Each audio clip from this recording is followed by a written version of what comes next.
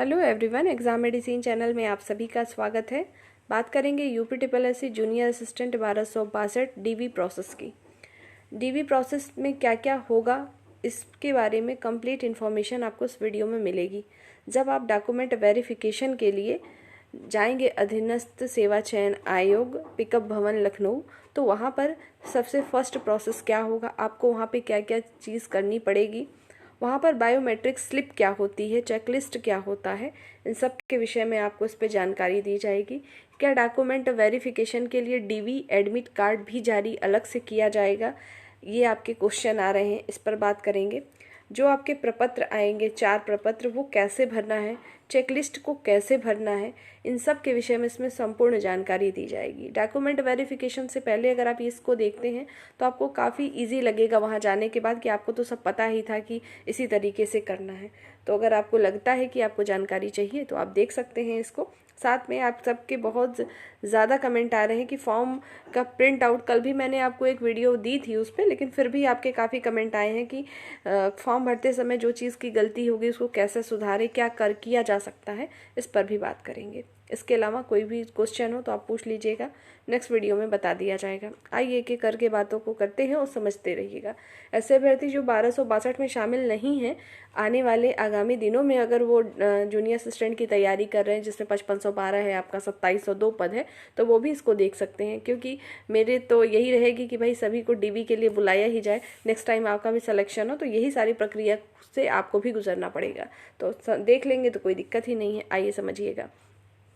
सबसे पहले जब आप लोग डॉक्यूमेंट वेरिफिकेशन के लिए वहाँ जाएंगे, आपको पता ही है कि पिकअप भवन जो गोमती नगर में है, 3rd फ्लोर पे है, 3य तल, वहीं पर आप उनका डॉक्यूमेंट वेरिफिकेशन होता है। ठीक है, एक दिन में मैक्सिमम 200 ही कैंडिडेट बुलाए जाते हैं और अभी शेड्यूल पूरा आ जाएगा तो पता चल जाएगा कि एक दिन में कितने अभ्यर्थियों को बुलाया जा रहा है। ठीक है, तो पहला तो काम हुआ कि आप वहाँ पर जब जाएंगे तो फिर आपको जब मेन जो गेट है वहीं से एक बताया जाएगा कि आपका किस टेबल पे है। टेबल वहाँ बने होते हैं B, A, C, इस तरीके से, जैसे कैंडिडेट हो उस तरीके से। फिर आपका अलग अलग टेबल पे, टेबल का मतलब समझिए कि एक मतलब 20-25 की एक टेबल बना दी जाती है कि वहाँ पे जो होंगे वो आपका वेरिफिकेशन करेंगे। ठीक है, यही होता है। फिर आपको बताया जाएगा कि वहाँ लिस्ट लगी होगी इस तरीके से, PDF फॉर्म में आपके रोल नंबर के साथ ऐसे लगा होगा कि किस टेबल पे आपका है। तो आप अपना जैसे एग्ज़ाम, रिटन एग्ज़ाम देने जाते हैं तो वहाँ पे देखते हैं ना कि रोल नंबर हमारा किस फ्लोर पे है, किस सीट पर है, वैसे तो वहाँ पर भी आपको दिखेगा, आपका रोल नंबर दिखेगा, तो आपको पता चल जाएगा कि आपका A टेबल पे है, B पे है, जिस पे भी आपका होगा आपको वहाँ जाना होगा। आपको वहाँ पर वो खुद ही ले जाएंगे, बता भी देंगे कहाँ है। आप वहाँ पे जैसे ही पहुँच जाएंगे फिर आप सब लोग अपना डॉक्यूमेंट ही लेके जा सकते हैं। वहाँ फ़ोन अलाउ नहीं होता, आप ले भी जाएंगे, कोई दिक्कत नहीं है। जो अकेले जाएं ले जाइए, स्विच ऑफ करके आप बाहर रख सकते हैं, मतलब अलाउ नहीं होता कि आप वहाँ पर ओपन करेंगे। ठीक है, तो वहाँ पर जब जैसे ही आप जाएंगे आपको बैठा दिया जाएगा, सीटें मिल जाती हैं। बैठने के बाद से फिर जब आपके डीवी शुरू होती है तो वहाँ पर जो वहाँ मेंबर होंगे जो डीवी कराने के लिए आएंगे, सबसे पहले एक सीट लगी होगी जिसमें बायोमेट्रिक होगा। बायोमेट्रिक आपको उससे परिचित होंगे सभी लोग। जब आप एग्ज़ाम देते हैं तो बायोमेट्रिक होता है ना पहले आपका अटेंडेंस के लिए, तो वही ठीक यहाँ पर भी कराया जाता है। तो जो बायोमेट्रिक होता है, कहीं कहीं आप देखे होंगे थंब लगवाते हैं, और यहाँ पर क्या होगा, या तो आई स्कैन कर लेंगे, उसी से बायोमेट्रिक हो जाएगी कि आप प्रेजेंट थे और आपका हो जाएगा। जैसे ही बायोमेट्रिक कंप्लीट होता है तो वहीं से इतनी छोटी सी, जितना स्क्रीन पे देख पा रहे हैं, बहुत बड़ी नहीं, छोटी सी स्लिप मिलेगी जिसमें ये क्लियर होगा, वेरीफाई किया जाएगा कि आपका सब ठीक है, मतलब आपका वेरीफाई हो चुका है। तो इसी को हम बोलते हैं बायोमेट्रिक स्लिप। समझ में आया बायोमेट्रिक स्लिप क्या होता है? ये बहुत ज़रूरी होता है। अभी पिछले दिनों कुछ एग्ज़ाम कंडक्ट हुए थे, एग्ज़ाम नहीं मतलब डॉक्यूमेंट वेरिफिकेशन, तो कुछ अभ्यर्थी ऐसे रहे जो कि डीवी देने तो गए, लेकिन जब उनको जो वो बायोमेट्रिक स्लिप मिला था वो वापस लेके चले आए साथ में। उसको वापस नहीं लाना है, वो वहाँ जमा करना है आपका। ये आपकी भी जिम्मेदारी है कि आपको जमा करना है। कैसे सीक्वेंस में चीज़ों को लगाना है उसको भी मैं भी इसमें बता रही हूँ। ठीक है, तो ये समझ में आ गया है कि आप सभी का ये बायोमेट्रिक हो जाएगा। ठीक, उसके बाद जैसे ही बायोमेट्रिक होगा, बस 1-2 मिनट का काम है, ये होते ही आपको इस तरीके का स्लिप मिलेगा, वहाँ पर आपको ये इसमें लिखा होगा। ठीक, ये स्लिप आप लेकर रख लेंगे अपने पास, फिर अपनी सीट पे आप बैठेंगे। उसके बाद आप सभी को एक चेकलिस्ट वहाँ से मिलेगा। चेकलिस्ट क्या होता है, 2 पेज होते हैं, 2 पेज अलग अलग नहीं होंगे। पेज का मतलब समझिएगा, जैसे ये एक पेज है तो ये फ्रंट आगे वाला और उसके जस्ट पीछे वाला। ठीक, यहीं पे डिटेल भरने होते हैं। डिटेल में क्या भरना होता है, कुछ नहीं, आपका नाम रहेगा, फादर्स नेम, मतलब कुछ आपके जो इम्पोर्टेंट चीज़ें होंगी वही चीज़ें भरनी होती हैं। और आपके पास तो मार्कशीट सर्टिफिकेट आपके पास रहेगा ही, देख के सही सही भरिएगा। ध्यान रखें, फिर से मैं कह देती हूँ कि जो ये चेकलिस्ट है इसमें गलती नहीं होनी चाहिए, किसी भी प्रकार की गलती नहीं होनी चाहिए। अगर आपने फॉर्म भरते समय कोई भी त्रुटि की, उससे कोई मैटर नहीं करता। आप यहाँ पर क्या भर रहे हैं वो बहुत ज़रूरी है। तो चेकलिस्ट पूरा केयरफुल होके भरें।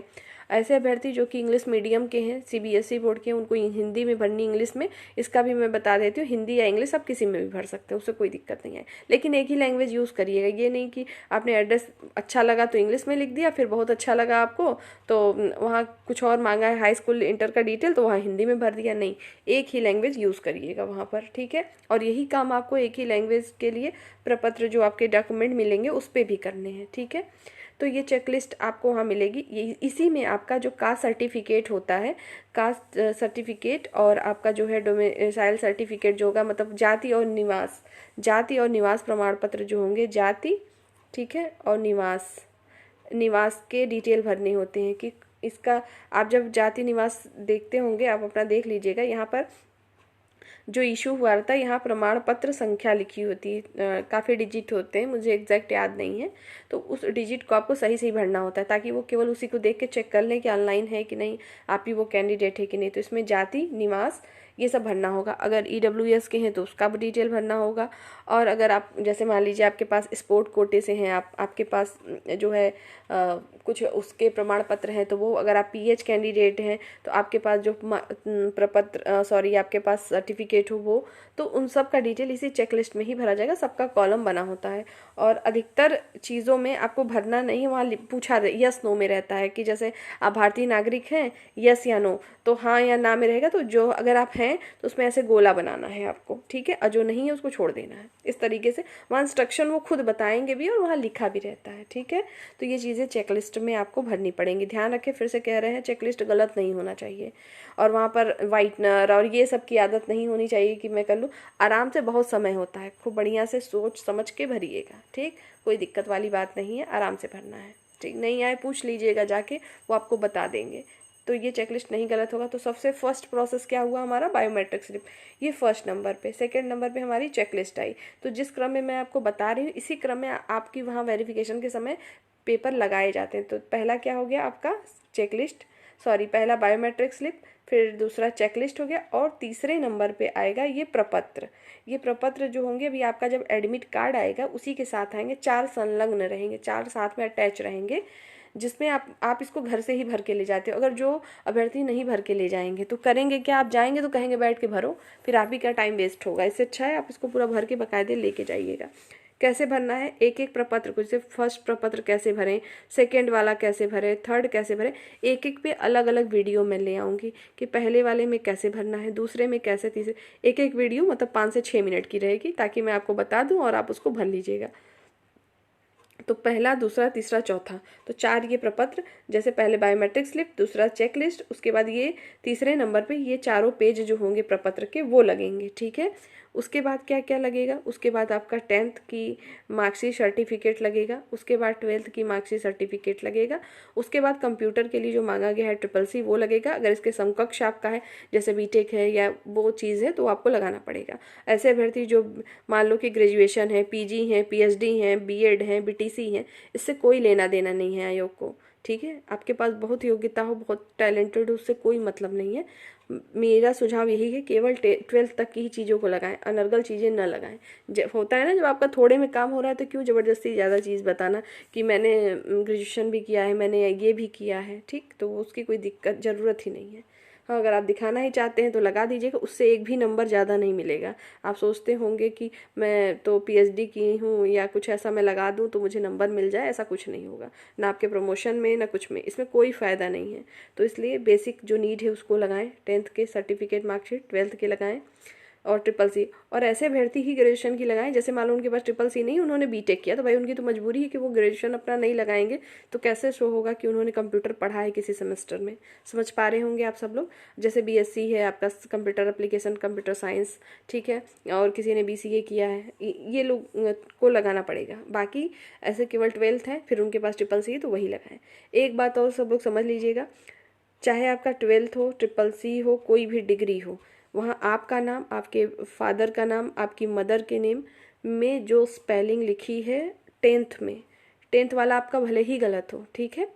कोई भी एग्जांपल मान लो कि किसी कुछ भी मान लीजिए, किसी का नाम रोहित है, सपोज करिए उसका नाम रोहित है, और उसके जो है मार्कशीट में रोहित की जगह पे रोहित सिंह लिखा है 10th में, तो वो रोहित सिंह ही सही होगा। आप चाहे जो भी लगाएंगे सब जगह वही होना चाहिए, तो मतलब 10th ही वैलिड होता है। तो 10th वाली में जो लिखा है उसी की तरह ही सबको करना है आपको। अगर नहीं है तो उसके लिए एफिडेविट लगेगा, ध्यान रखिएगा, उसके लिए लगेगा, लेकिन केवल एक कंडीशन में नहीं लगेगा, अगर उसमें केएम लिखा है, कुमार कुमारी जो लगा रहता है ना, उससे कोई फर्क नहीं पड़ता, उसके लिए एफिडेविट नहीं बनेगा। बाकी सरनेम में मिस्टेक है, स्पेलिंग में मिस्टेक है, और जैसे मान लीजिए रामचरण लिखा है, राम अलग चरण अलग, तो अगर किसी का एक साथ लिख गया है फादर नेम मान लीजिए ना, तो उसके लिए भी एफिडेविट बनेगा, अगर अलग अलग है तो भी बनेगा। मतलब कहने का कुल मिला के अगर इन सब में मिस्टेक है तो एफिडेविट बनवाना पड़ेगा, चाहे आप जहाँ कहीं भी रह रहे हो, आसपास की कचहरी होगी, बनवा लीजिए आराम से, 100-150 रुपये में बन जाता है, बहुत बड़ी चीज़ नहीं है, ठीक है। इससे आप ही सेफ रहेंगे, कोई दिक्कत नहीं आएगी।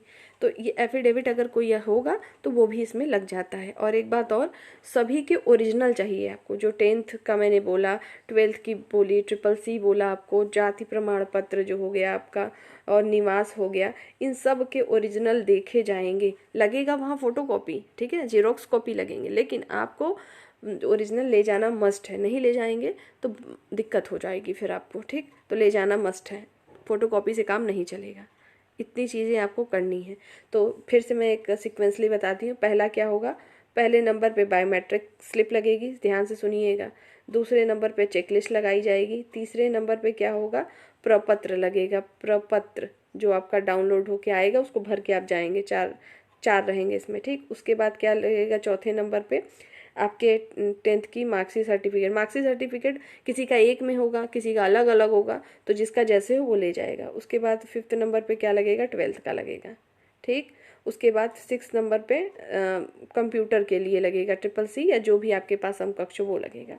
इसके बाद अगर आपकी इसके बाद क्या लगेगा, आपका जाति है, अगर आपकी ओबीसी के हैं या सीएसटी के हैं तो जाति प्रमाण पत्र। उसके बाद निवास लगेगा, जो जिस कैटेगरी में है, जिनका जाति निवास लगता है उन्हीं का लगेगा, ठीक है। फिर ये लगाया जाए। उसके बाद एफिडेविट लगेगा। एफिडेविट लगेगा अगर किसी की त्रुटि है, किसी ने बनवा रखा है तो ये सीक्वेंस होगा पूरा, वहाँ पर एक सेट तैयार होगा, वो जमा होगा। और आपकी रिसेंटली फ़ोटो भी चाहिए, पहले की हो तो भी चले, पहले का नहीं कि 10 साल पहले का फ़ोटो लेके चले जाएं, वो नहीं चलेगा। 1 साल पहले का है, या अभी फॉर्म भरते समय का हो, या अभी खिंचवा लीजिए तो ज़्यादा बेहतर है। तो उसमें करना ही क्या है, 4-5 फ़ोटो लेके जाइए, वहाँ पर मांगा जाता है तो वो भी लगता है। तो ये सारी चीज़ें होंगी पूरी प्रक्रिया में कि आपको ये चीज़ें करनी होंगी जो मैंने बताई हैं। मुझे उम्मीद है कि आपको समझ में आ गई होगी चीज़ें, ठीक है। तो वेरिफिकेशन की प्रक्रिया समझ में आई, क्या क्या होगा। अब ये प्रपत्र और चेकलिस्ट कैसे भरना है, ये चेकलिस्ट तो आपको वहाँ मिलेगी, क्या क्या रहेगा मैंने बता भी दिया है कि किस तरीके से रहेगा, वो भरा जाएगा। रही बात प्रपत्र के, तो 4 पेज होंगे इसके, पहला, दूसरा, तीसरा और चौथा। एक एक पे एक एक वीडियो अलग अलग लाएंगे ताकि आपको समझने में कोई दिक्कत ना आए। पहला वाला कैसे भरना है, दूसरा जो मैं बताऊं अपना डिटेल आप भर लीजिएगा उसी तरह से, ठीक। और अब बात कर लेते हैं कि जैसे इस प्रपत्र के बाद जो एडमिट कार्ड की बात है, एडमिट कार्ड अलग से नहीं आता, जब ये डाउनलोड आपका होगा ना, मैंने अभी आपको एक वीडियो में, मुझे लगता है कल परसों में एक वीडियो अपलोड की थी, मैंने उसमें दिखाया भी था कि किस तरीके से एडमिट कार्ड दिखेगा। तो वो पहला पेज होता है, वही आपका एक तरह का एडमिट कार्ड है, जिसमें आपका नाम, फादर नेम लिखा रहता है, आप किस पोस्ट के लिए वहाँ वेरिफिकेशन को जा रहे हैं, किस डेट पे जा रहे हैं, किस समय जा रहे हैं, ये लिखा होता है, ठीक है। तो वो निकाल लिया जाता है, वो जमा नहीं होता, वो आपके पास ही रहता है, ठीक। तो वही एक तरह का एडमिट कार्ड है। और ये समझ में आपको सारी बातें आ गई होंगी। अब बात कर लेते हैं, अगर फॉर्म भरते समय कोई गलती है तो क्या करें, कुछ सुधार सकते हैं, नहीं सुधार सकते। तो पहली बात, सब लोग एकदम इसकी चिंता ही छोड़ दें। सब लोग बहुत ज़्यादा परेशान हैं कि फॉर्म भरते टाइम में जो है कि कुछ गलती हो गई है, किसी के नाम में सरनेम नहीं लिख गया, किसी ने इंटर की जगह हाई स्कूल की जगह इंटर का डिटेल भर दिया, एड्रेस में मिस्टेक है, तो ऐसा कुछ भी है तो अब जो हो गया सो हो गया, उसको कुछ नहीं करेंगे आप। अब जो भर रहे हैं, चाहे प्रपत्र भरिए, चेकलिस्ट भरिए, इन सब में सही सही डिटेल भरिएगा। बाकी जो ओरिजिनल डॉक्यूमेंट आपको बताए गए हैं वो ओरिजिनल लेकर जाइएगा, ठीक है। यही सारी चीज़ें आपको करनी है। तो फॉर्म का प्रिंट आउट नहीं है, कोई बात नहीं, कुछ नहीं चाहिए। उसके बाद आपसे बहुत सारे लोग ये भी शायद कहेंगे कि जो आपने अभी मुख्य परीक्षा के लिए फॉर्म भरा था तो 200 रुपये लगाए थे ना, तो उसका जो डिटेल होता है वहाँ कॉलम बना रहता है, प्रपत्र में बना रहेगा, पर ऐसा कोई नहीं है, आप उसको भरना ज़रूरी नहीं। उनको भी पता है अगर 200 रुपये न दिए होते तो उनके पास ही न गए होते, ठीक है। तो उसके लिए कोई दिक्कत नहीं है तो ठीक है, नहीं कोई बात नहीं, ठीक। तो जो नेसेसरी चीज़ें हैं, आवश्यकता है जिसकी, उसको समझिए, वही चीज़ रखिए अपने पास। यही सारी चीज़ें हैं जो कि डिटेल है। तो वीडियो थोड़ी सी लंबी हुई क्योंकि मुझे सब कुछ इसी में बताना था। तो ऐसे अभ्यर्थी जो कि इस सब के लिए परेशान थे, उम्मीद करते हैं उनके सारे डाउट दूर हुए होंगे। बाकी इस भर्ती परीक्षा से जुड़े कोई भी डाउट हो तो आप पूछिएगा। अपनी पढ़ाई भी करते रहें, केवल इन्हीं चक्करों में ना रहें, न ही कट ऑफ के चक्कर में रहें कि हर दिन रोज़ यही देख रहे हैं कितना गया, ऐसा तो नहीं है, मेरा इतना है तो नहीं होगा। जो हो गया उसमें कुछ परिवर्तन नहीं होगा, जो आएगा उसमें आप परिवर्तन कर सकते हैं। तो आप पढ़ाई करते रहिए, ठीक है। बाकी मैंने कट ऑफ बताई हो, किसी ने बताई हो, किसी को क्या पता, हम लोग अपने एक अनुमान से बताते हैं चीज़ें कि हाँ ऐसा होता है, ऐसा होगा, ठीक है, सारी चीज़ों को देख के। बाकी तो आने ही दीजिए। अगर मान लीजिए किसी अभ्यर्थी का जैसे 49 कट ऑफ गई है, किसी का सपोज करिए 53 है, अब मैंने बोला कि लगभग 6 नंबर अगर आप ऊपर हैं तो आप फाइनल हो सकते हैं, तो मैंने बताया 6 नंबर सेफ है आपका, ठीक है। कि 6 से 7 नंबर अगर आप किसी की भी कट ऑफ से, ये तो मैं क्या बताऊंगी, आप खुद ही समझदार हैं कि अगर मेरा नंबर सपोज करो 50 है, 50 पे हमको बुलाया गया डीवी के लिए, कट ऑफ मेरिट हाई जानी है, तो 6 से 7 नंबर अगर मेरा ज़्यादा है तो जाहिर सी बात है मैं सेफ़ हूँ। तो ठीक है, अगर मान लीजिए किसी का 53 है, अब वो इसीलिए परेशान कि अरे मैम ने बता दिया, उस सर ने बताया था कि 8 ज़्यादा हो, किसी ने बताया था 5 ज़्यादा हो, अब मैं क्या करूं। अब इसी को दिन रात आप सोच रहे हैं। और ये भर्ती प्रक्रिया जो आयोग की इतनी जल्दी पूरी होती नहीं है, वेरिफिकेशन के भी बाद कोई ज़रूरी नहीं 2 महीने में रिजल्ट आ जाए। तो सोचिए आप अपना 5 से 6 महीने बर्बाद कर देंगे केवल ये सोचने में कि ऐसा तो नहीं हो जाए, वैसा तो नहीं है। तो इन सब को छोड़िए, अपना ये वेरिफिकेशन बढ़िया से कराइए और अपनी तैयारी करते रहिए नई भर्ती परीक्षाओं की। तो यही सारी चीज़ें थी, थोड़ी सी ज्ञान की भी बात हो गई। नेक्स्ट वीडियो में जल्द मिलेंगे। जय हिंद।